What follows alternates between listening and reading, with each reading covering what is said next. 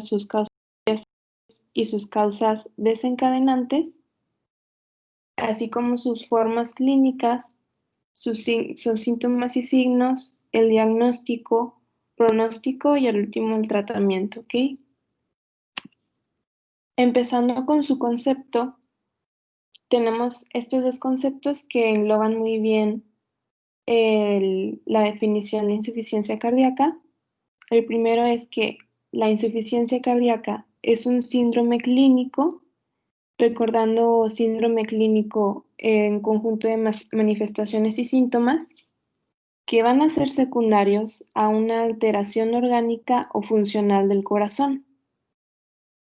Estas alteraciones pueden deberse a una disminución del gasto cardíaco o elevación de las presiones intracardíacas.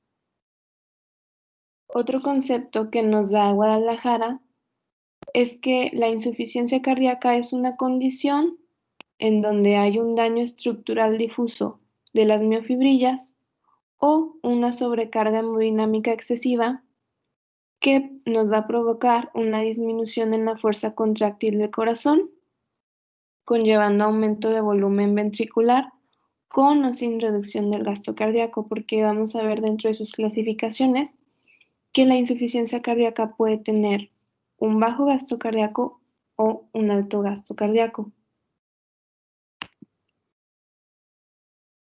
Bien, entrando a su epidemiología, tenemos que las enfermedades cardiovasculares van a ser la primer causa de mortalidad en México.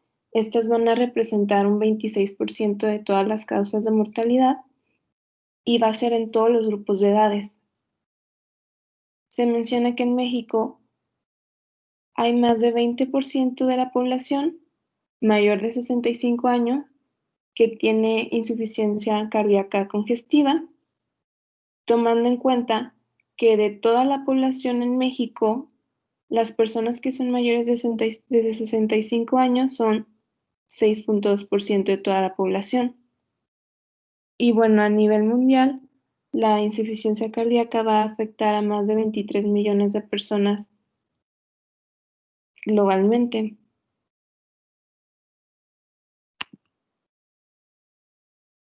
Y bueno, aquí les tengo unas pequeñas gráficas de la probabilidad acumulada de supervivencia según los meses de seguimiento.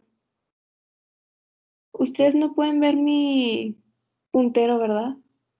¿O sí?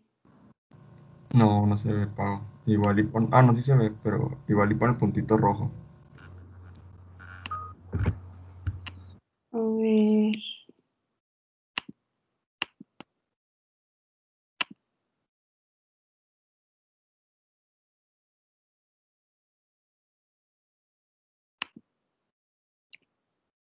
Creo que no lo puedo poner, pero bueno, sí ven mi puntero, ¿no?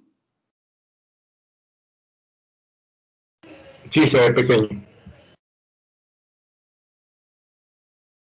Bueno, Pero sí se ve.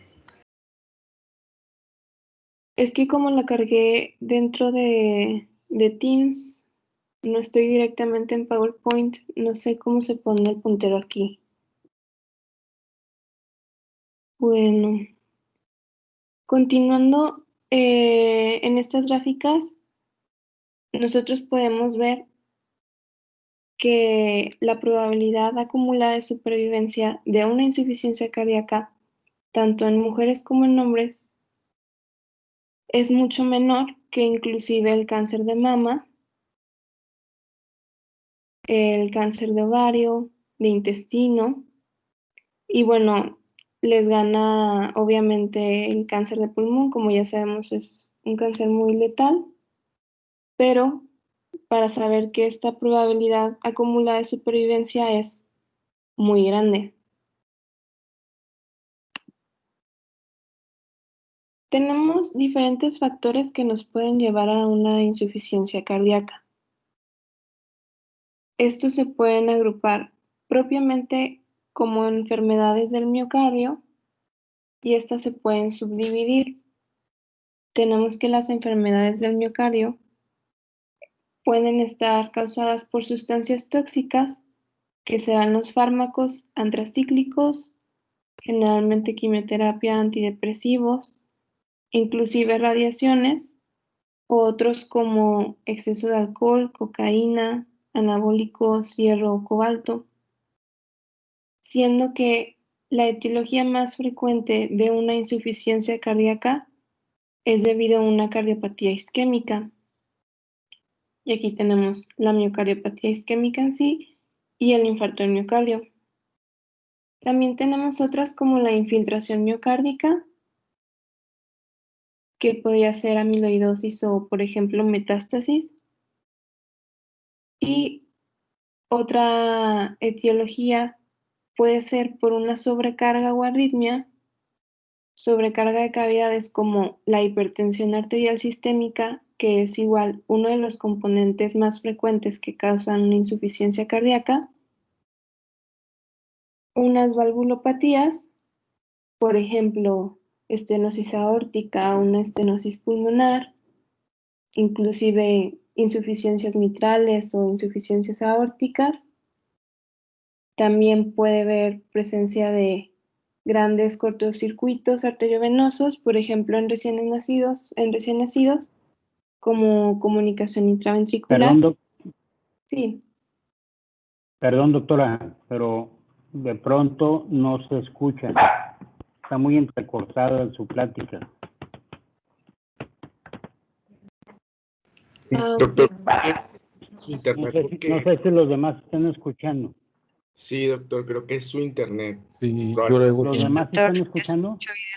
Sí, doctor. ¿Bien? se escucha bien. Sí. Acá. Ok. Bueno. Ok. No, pues lo importante con que ustedes escuchen bien no hay problema. Ok.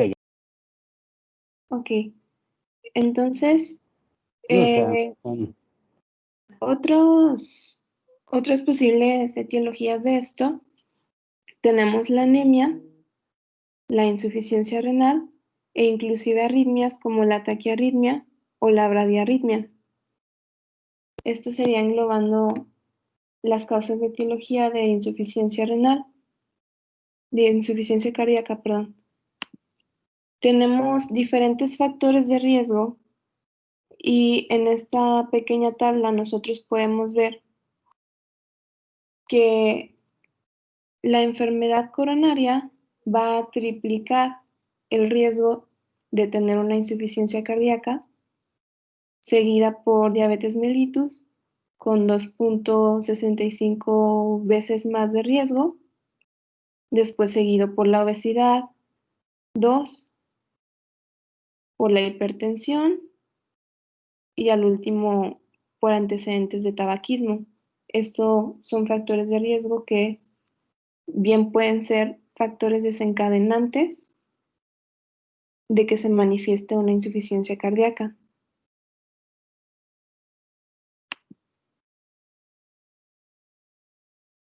Bueno, y tenemos también que la insuficiencia cardíaca va a tener diferentes clasificaciones. Estas clasificaciones, pues se mencionaba que era más orientado a la enseñanza, que esto era algo muy didáctico, ya que no se excluyen entre sí. Y tenemos que las principales clasificaciones es dada por la fracción de expulsión o la fracción de eyección del ventrículo izquierdo, en donde se van a dividir en dos, que tenemos la preservada, que es una FEBI mayor de 50%, una fracción de eyección del ventrículo izquierdo mayor del 50%, y la reducida, que es una FEBI menor del 40%.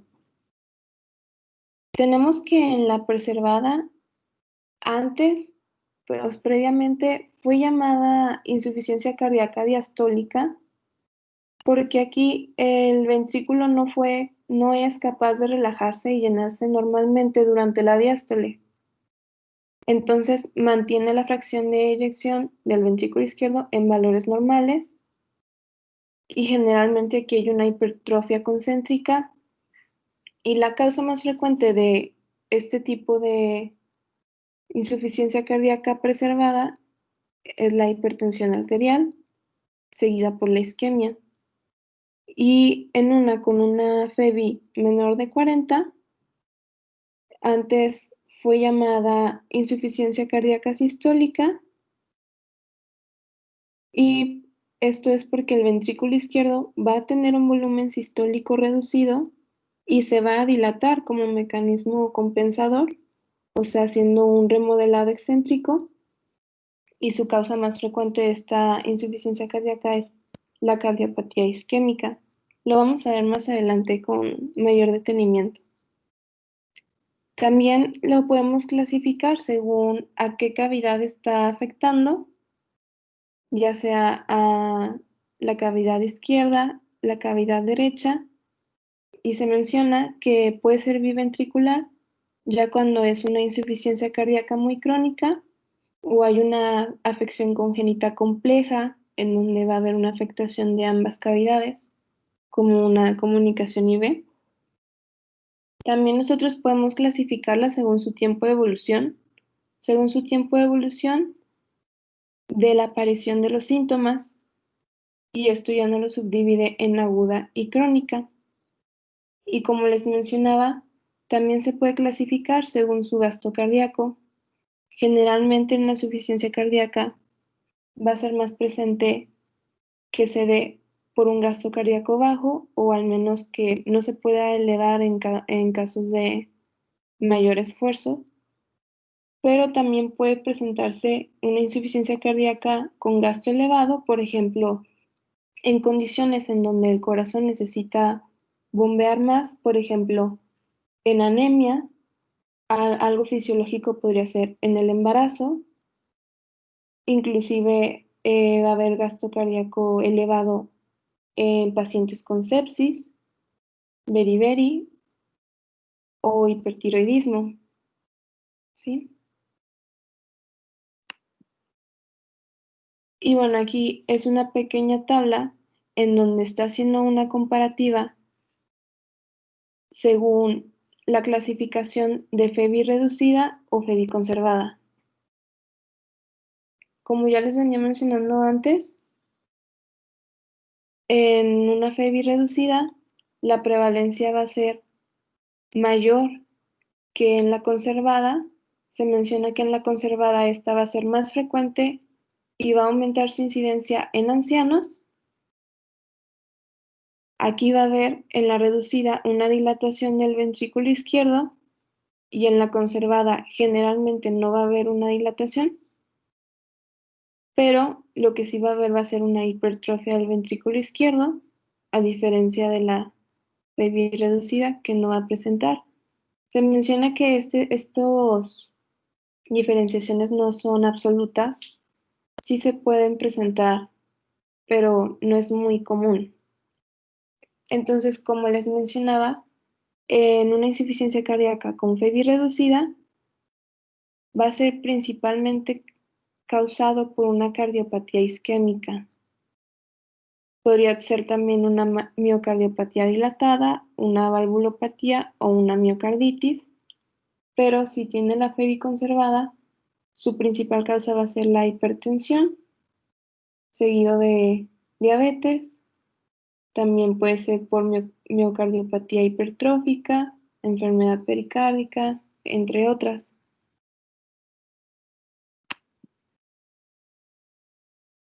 También tenemos que la insuficiencia cardíaca se va a clasificar según los síntomas. Aquí a grandes rasgos tenemos que son 4 clases, en donde la primera va a estar sin limitación alguna. No va a haber ningún síntoma, va a ser totalmente asintomático, pero en la clase 2 ya hay una ligera limitación en esfuerzo moderado. En la clase 3 ya va a haber una limitación en las actividades de la vida diaria, como bañarse, generalmente actividades que requieren un esfuerzo leve. Y en la clase 4 se encuentra ya el paciente severamente limitado, va a presentar disnea al reposo, que es un síntoma pivote,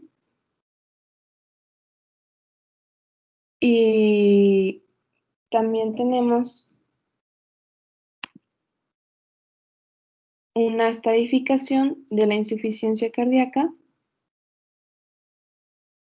en donde en el estadio A están los pacientes que van a tener un alto riesgo de presencia de insuficiencia cardíaca, por ejemplo, pacientes que tienen hipertensión arterial, tienen diabetes mellitus, tienen una enfermedad coronaria, o sea, simplemente tienen esos factores de riesgo. Ahí se pondría en estadio A ese paciente. Pasa a estadio B cuando ya hay alteraciones estructurales, pero es asintomático. En la C presenta alteraciones estructurales, pero ya va a presentar síntomas que van a estar asociados a una cardiopatía estructural subyacente.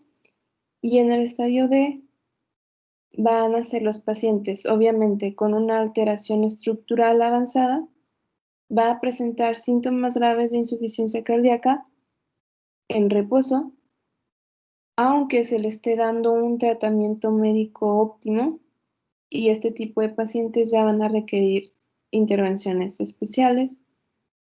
Este tipo de pacientes pueden ser los que son internados con frecuencia, no se les puede dar de alta con seguridad, o están internados de manera crónica para el tratamiento de su insuficiencia cardíaca. Y bueno, aquí tengo otro esquema en donde se hace una comparativa tanto de la clasificación funcional y la clasificación por los estadios.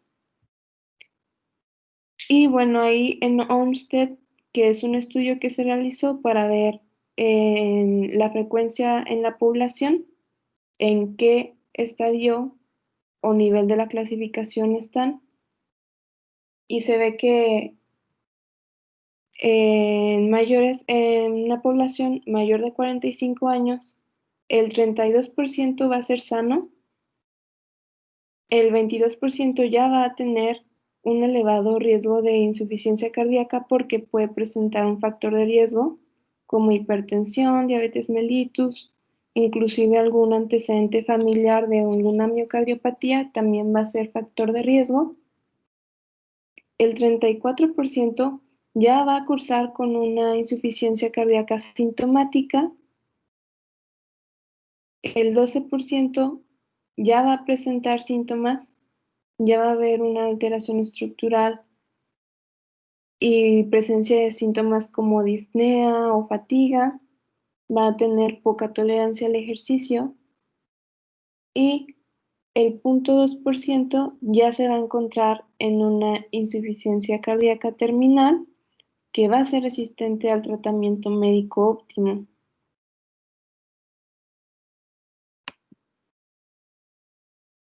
Bueno, para poder entender la insuficiencia cardíaca, vamos a ver que esto es dado por estos 3 puntos elementales, por así decirlo.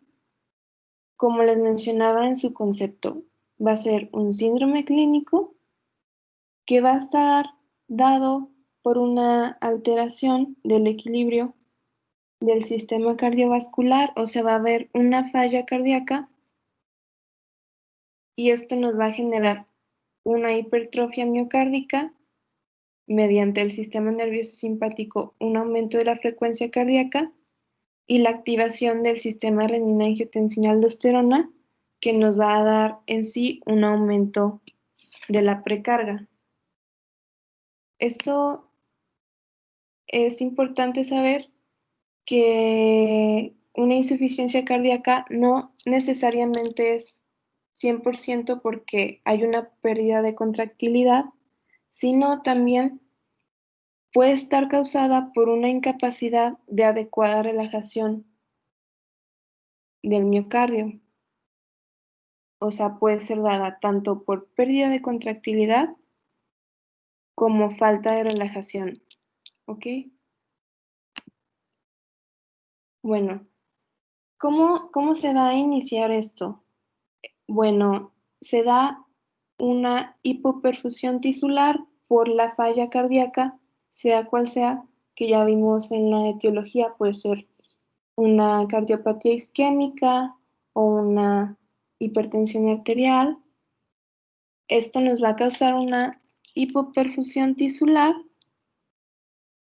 y lo que va a hacer el sistema nervioso simpático es que va a producir catecolaminas, principalmente noradrenalina. ¿Y qué va a hacer la noradrenalina? Va a aumentar la contractilidad, va a aumentar la frecuencia cardíaca y nos va a generar una venoconstricción. Ahí podemos ver cómo están las fibras aferentes mediante cómo es detectado por los quimioreceptores y metaloreceptores. Se va a estimular aquí el sistema nervioso central mediante sus fibras parasimpáticas y simpáticas. Nos va a causar lo que ya les mencioné, pero no nada más afecta al corazón, como les mencionaba. Va a haber abajo donde dice Peripheral Vascular Resistance, una resistencia vascular periférica, que esto nos va a llevar a una redistribución sanguínea. Esto ya lo habíamos tocado un poco en fisio, no sé si se acuerdan. Cuando hay una redistribución sanguínea por falta de oxígeno, necesitamos que se esté perfundiendo los órganos vitales. Entonces el cuerpo le va a dar una mayor preferencia al cerebro y al corazón y va a vasoconstriñir, por ejemplo, la piel, el vaso y los vasos renales. ¿Qué nos va a causar que exista una vasoconstricción renal?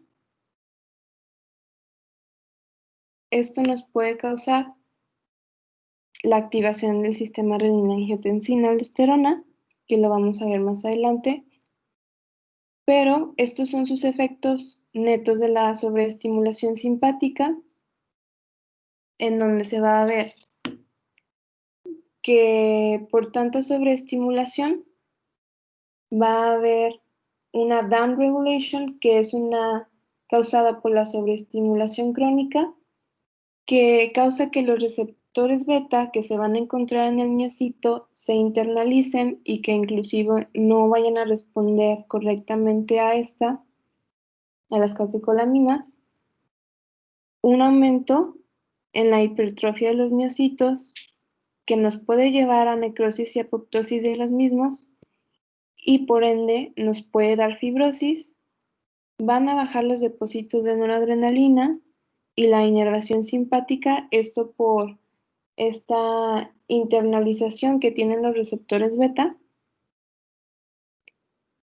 Puede tener aumento de arritmias y, como les mencionaba, a nivel renal va a haber aumento y liberación de renina, va a causar una activación del sistema renina-angiotensina-aldosterona, que esto nos va a llevar a una reabsorción de sodio y a una resistencia a la respuesta a factores natriuréticos, que a grandes rasgos es el que se opone al sistema renina-angiotensina-aldosterona, que ya habíamos tocado en fisio, y a nivel periférico va a aumentar la vasoconstricción y puede haber una hipertrofia vascular por la misma vasoconstricción.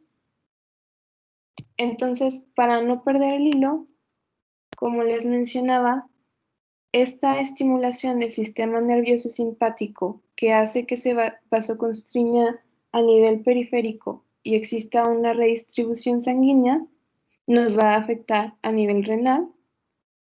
Y como ya sabemos, la mácula densa, que va a ser la que va a detectar un flujo menor, va a hacer que las células yuxtaglomerulares secretan renina mediante una reacción enzimática en el hígado. Se va a dar la angiotensina 1 y al momento de pasar por el pulmón, gracias a la ECA, nos va a dar la forma activa que es la angiotensina 2. No sé si recuerden, la angiotensina 2 tiene ya por default una acción directa que va a ser un aumento de la vasoconstricción periférica y aparte va a llegar a la corteza adrenal para estimular la secreción de aldosterona. Y recordando, la aldosterona va a actuar en los túbulos colectores, generando una reabsorción de sodio que con contransporte va a también meter agua. Y esto nos va a causar que aumente la presión hidrostática del sistema cardiovascular en sí. Va a haber un aumento de agua en el sistema cardiovascular. ¿Ok?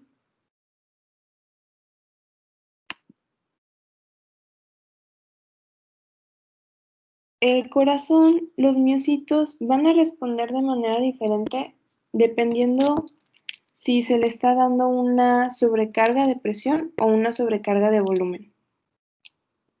Me refiero sobrecarga de presión a un aumento de la tensión sistólica en la pared, en este caso del ventrículo, que mediante transductores mecánicos y señales extraintracelulares nos va a generar una respuesta del miocito que va a ser el remodelado ventricular.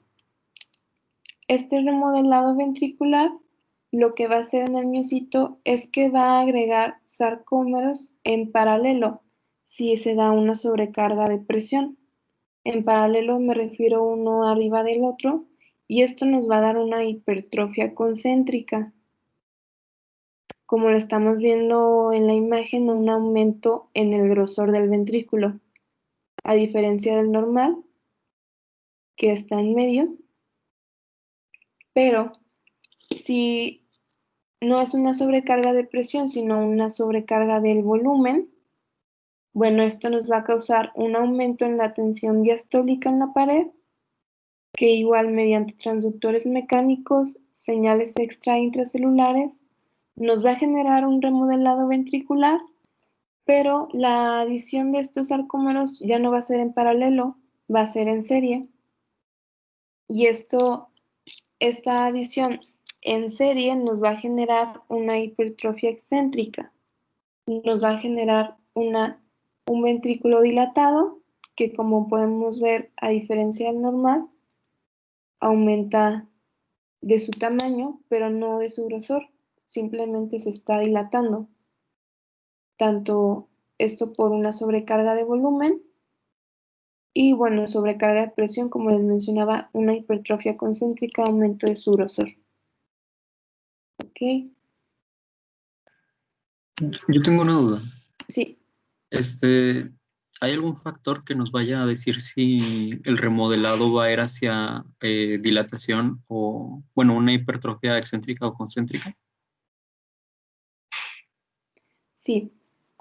De hecho, como les mencionaba en esta tablita, en donde se clasifica según la FEBI, miren, aquí está relacionada íntimamente con el tipo de remodelación que se va a dar. Si es una FEBI reducida, aquí va a haber una dilatación ventricular izquierda, o sea, por sobrecarga de volumen, ¿sí? Y en una FEBI conservada, no va a haber una dilatación, va a haber una hipertrofia, y esto es por la sobrecarga de presión. Y lo que nos pasa, si puede ser una dilatación o hipertrofia, es la cardiopatía subyacente que va a hacer que evolucione a la insuficiencia cardíaca. Por ejemplo, ¿qué nos puede causar una dilatación del ventrículo izquierdo? Una cardiopatía isquémica principalmente es la primer causa, una valvulopatía o miocarditis. Y lo que nos va a causar una hipertrofia del ventrículo izquierdo principalmente va a ser la hipertensión arterial sistémica. Ok, gracias. Aquí también nada más hay una cosa que poner en claro. La gran mayoría de las patologías cardiológicas en un inicio me dan una hipertrofia concéntrica. Recuerden, ahorita habló la doctora de un concepto que es el estrés de la pared. ¿Sí? A nivel cardiológico existen diferentes mecanismos o diferentes factores que van a estar involucrados en lo que es el consumo miocárdico de oxígeno, entre ellos el inotropismo, la frecuencia cardíaca y otra es el estrés de la pared, la ley de Laplace.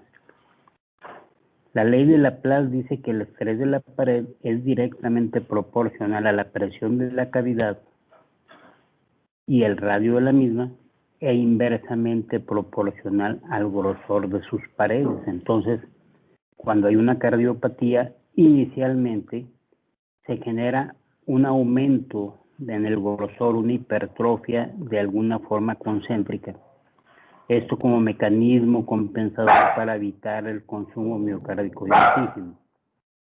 Con el paso del tiempo, si nosotros no trabajamos y no hacemos algo por mejorar las cosas del paciente, pues esto termina por dilatarse, termina por hacer una hipertrofia excéntrica, ¿sí? ¿Qué tan rápido va a llegar a la excentricidad? Ya dijo la doctora, depende del tipo de patología al que se esté enfrentando el corazón. Cuando son sobrecargas de presión, por ejemplo, la hipertensión arterial, sistémica, pulmonar, las estenosis valvulares, esas inicialmente me generan una sobrecarga de presión. En cambio, las insuficiencias valvulares me generan más rápido una sobrecarga de volumen y por lo tanto, a fines de cuentas, va a evolucionar más rápido a una hipertrofia de tipo excéntrica. ¿Ok? Sí. Doctor, yo tengo una duda respecto a lo del volumen y la presión. O sea, ¿no se supone que si hay un exceso de volumen, pues tiene que haber un exceso de presión? ¿O lo estoy pensando mal? Bueno, sí te genera un exceso de presión a nivel del endocardio y por eso cuando tiene un exceso de volumen importante se da manifestación electrocardiográfica como si fuera una isquemia miocárdica, una inversión de la onda T, ¿sí? Pero más bien al hablar sobrecarga de presión y sobrecarga de volumen es el mecanismo de producción. Por ejemplo, repito, en la hipertensión arterial sistémica, bueno, francamente lo que me está provocando el problema es los niveles elevados de la presión a nivel sobre el ventrículo izquierdo, ¿sí? El otro es más un exceso de volumen en que lo está manejando. ¿Sí? Sí.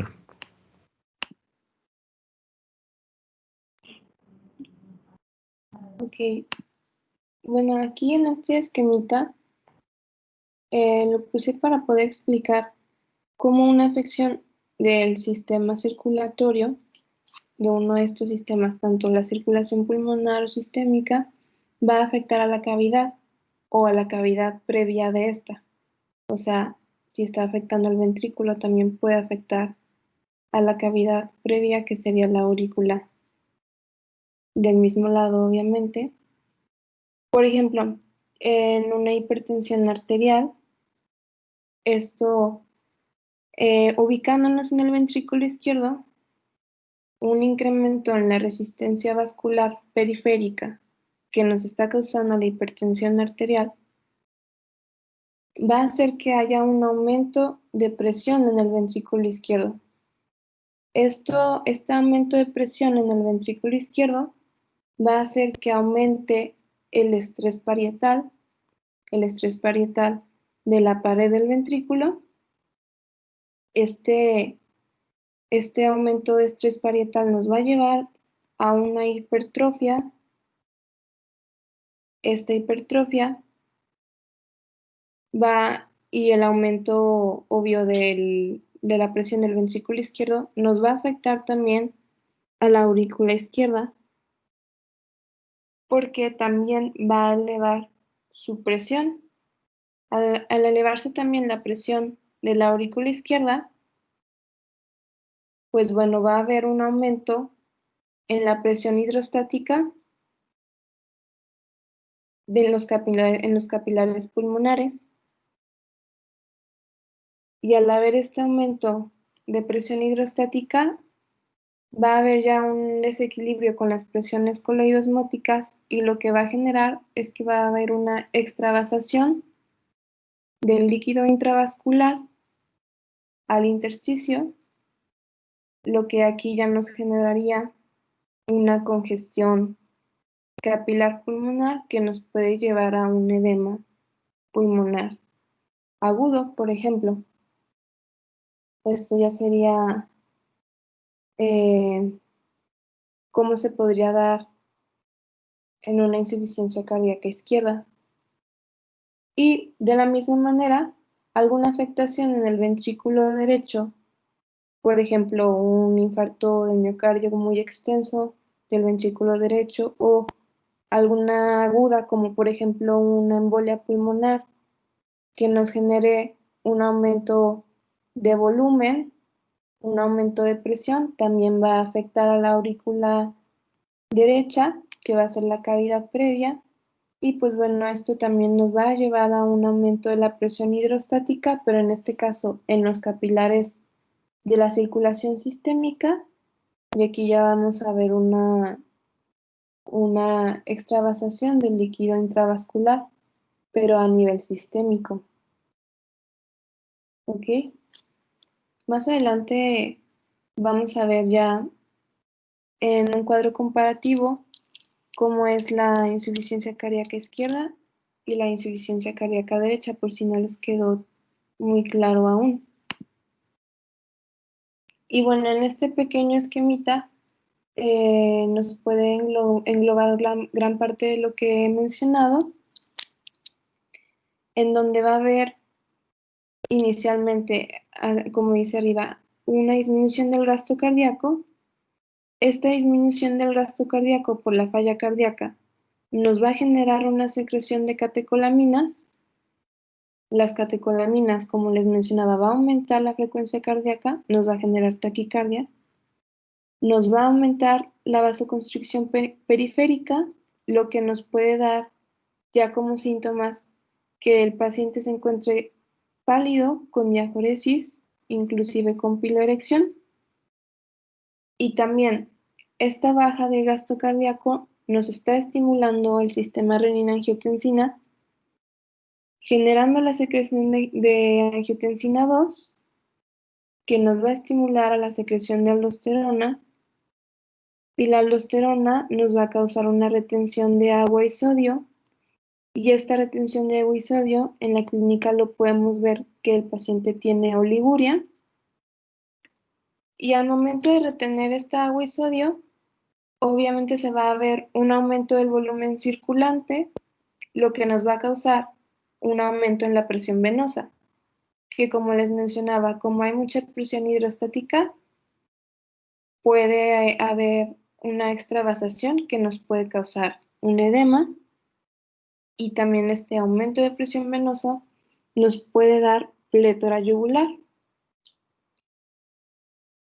Como hay un aumento de la presión venosa, va a haber también un aumento del retorno venoso, lo que nos va a causar que exista un mayor volumen diastólico ventricular, que nos va a causar una cardiomegalia por este aumento excesivo de volumen diastólico. También nos puede llevar a una congestión pulmonar, que era la imagen pasada que les estaba explicando. Y obviamente si nos da un edema agudo de pulmón, pues el paciente va a presentar disnea. Y por el mismo aumento del volumen diastólico ventricular, nos va a dar el ritmo de galope, que lo vamos a ver más adelante. ¿Tienen alguna duda de su fisiopatología o cómo es que se desencadena la insuficiencia cardíaca?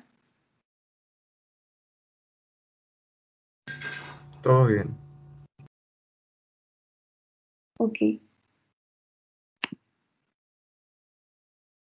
Bueno, ya en los hallazgos clínicos propiamente dichos, tenemos que en la insuficiencia cardíaca izquierda, los síntomas pivote van a ser una congestión pulmonar, tos, disnea, una disnea paroxística nocturna, ortopnea, bendopnea, y ya en la exploración física podemos escuchar S3, S4 en ritmo de galope, puede haber presencia de estertores, el pulso puede ser alternante, va a haber una presión capilar pulmonar elevada, incluso un impulso apical desplazado.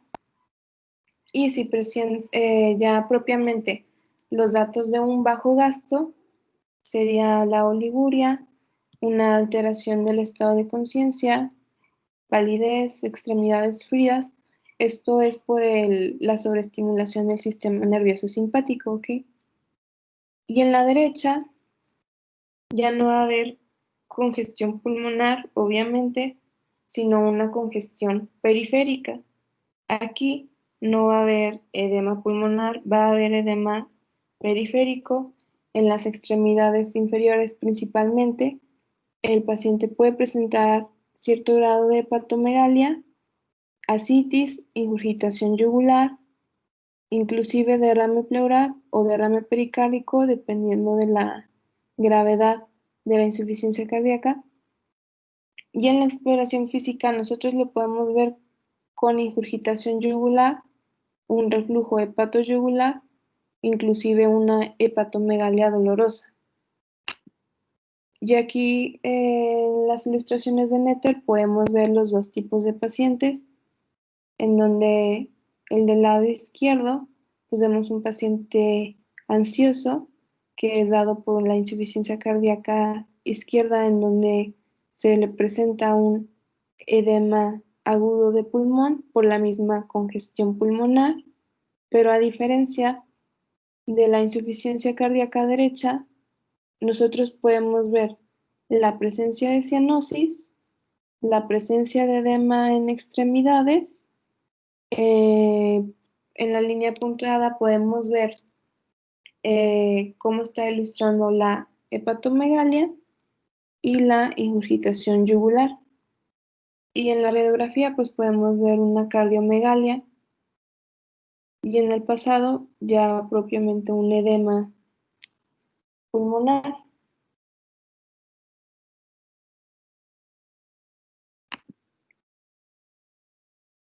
Y recordando un poco de cómo se va a escuchar el tercer ruido cardíaco y cuáles van a ser sus características, puse un video para poder ilustrarlo de mejor manera.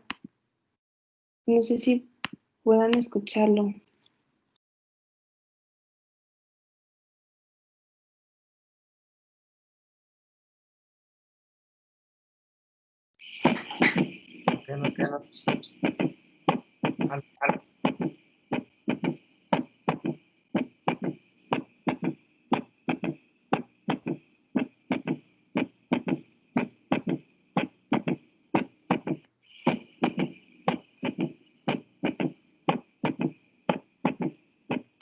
Así es como se menciona que se va a escuchar el tercer ruido cardíaco. Y bueno, ya lo habíamos mencionado antes, acordándonos que este ruido puede ser fisiológico en los niños. Y el ruido va a estar provocado por un llenado diastólico inicial rápido, en donde las paredes van a alcanzar rápidamente su punto máximo de distensión, ocasionando una vibración que va a ser este tercer ruido cardíaco.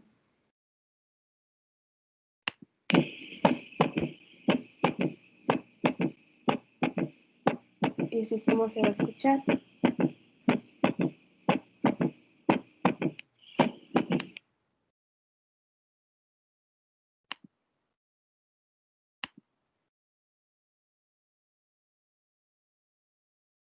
menciona que es más frecuente escuchar el tercer ruido cardíaco que el cuarto, pero también se puede presentar.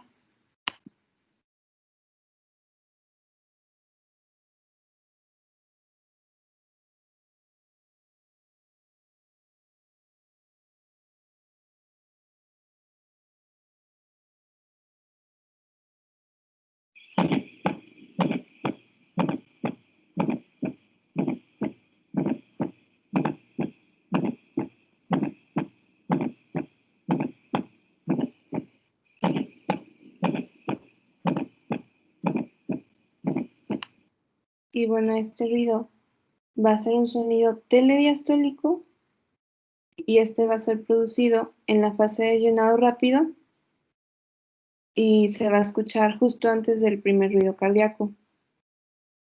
La contracción auricular. Sí. La fase telediastólica, contracción auricular, sí.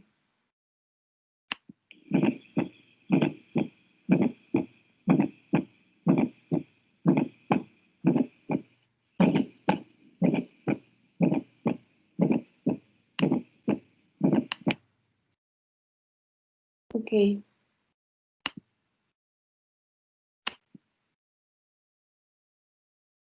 Se menciona que nosotros vamos a diagnosticar la insuficiencia cardíaca principalmente mediante la historia clínica.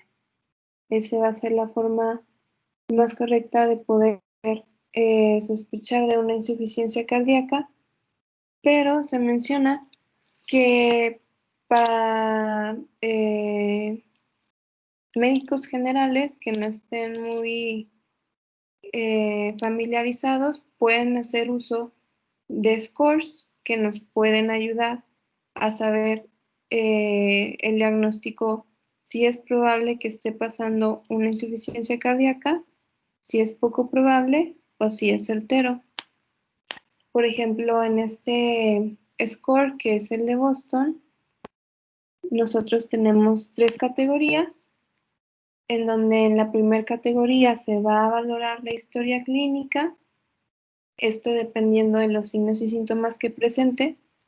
Por ejemplo, va a tener 4 puntos si tiene disnea en reposo, 4 puntos si tiene ortopnea, 3 si tiene disnea paroxística nocturna, 2 si es disnea caminando en el llano, o sea, simplemente al caminar presenta disnea, 1 si ya presenta disnea de esfuerzo. En la categoría 2 vamos a tener en cuenta el examen físico, en donde vamos a evaluar el aumento de frecuencia cardíaca. Si es de 91 a 110 se le da 1 punto, si es mayor de 110, 2. La presión venosa yugular, si es mayor de 6 centímetros de agua, 2. Si esto ya se le adjunta una hepatomegalia o edema, se le van a dar 3 puntos. Si hay presencia de crepitantes, también lo vamos a valorar. Si son basales, se les da puntos, y son más que basales, 2. Si hay presencia de sibilancias, se le van a dar 3. Si está el tercer ruido cardíaco, también se le van a dar 3. Y también se va a valorar la radiografía de tórax, en donde si vemos algún grado de edema pulmonar o derrame, valorar el índice cardiotorácico, también vamos a dar sus puntuaciones, y se menciona que si tiene una puntuación de 8 a 12, este va a ser un diagnóstico certero, prácticamente el paciente tiene insuficiencia cardíaca. Va a ser probable si nada más tiene de 5 a 7 puntos, y se menciona que no, o es muy, muy poco probable si nada más presenta 4 puntos.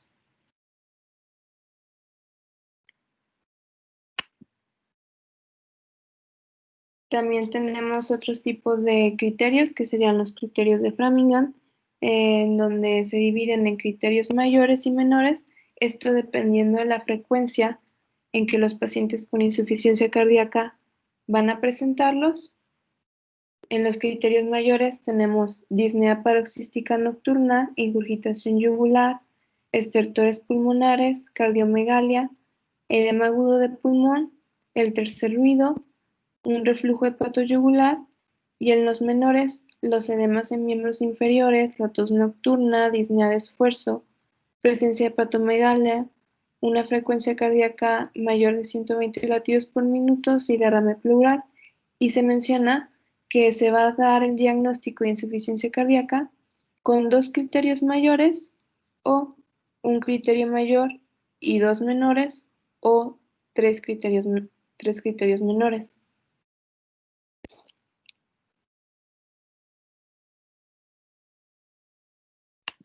Ya seguiría las pruebas complementarias, pero ya se acabó la clase, doctor. No sé si aquí paramos. Seguimos mañana. Si tengan alguna pregunta, jóvenes.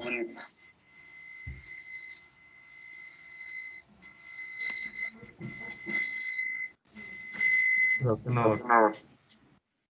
¿No? No, todo bien. ¿Mande, perdón?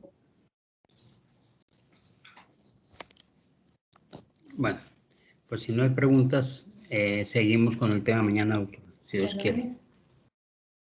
Mañana es lunes. Digo, el lunes, perdón. El lunes, sí. Bueno, muy bien. Pues muchas gracias. Gracias. Buen fin de Gracias. semana, jóvenes. Gracias, doctor. Hasta el lunes. Hasta luego. Gracias, doctor. Hasta luego. Que estén bien.